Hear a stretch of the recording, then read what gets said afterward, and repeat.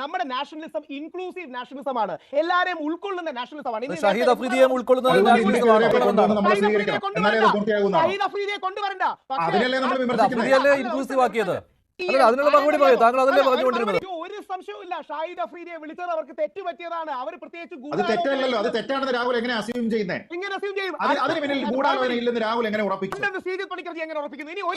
പെരുമാറ്റം രാഹുലിന് അടുത്ത ബന്ധമുള്ള ഒരു സംഘടനയാണ്, അതുകൊണ്ടാണ് രാഹുൽ ആ സംഘടനയുമായിട്ട് അടുത്ത ബന്ധം താങ്കൾക്കുണ്ടല്ലേ? ഞാൻ ഒരു കാര്യം ചോദിക്കാം.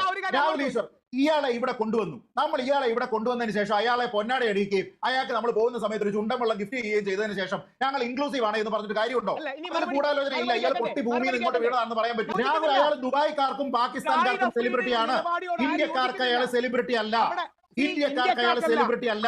രാഹുൽ അത് എങ്ങനെ ന്യായീകരിക്കാൻ കഴിയും? ഗൂഢാലോചന അല്ലെങ്കിൽ അത് മറ്റെന്താണ്? രാഹുൽ അത് അംഗീകരിക്കില്ല. രാഹുലിന് താല്പര്യമുള്ള ഒരു സംഘടനയാണ് ഷാഹിദ് അഫ്രീദിയെ സ്വീകരിച്ച് ആനയിച്ചത്.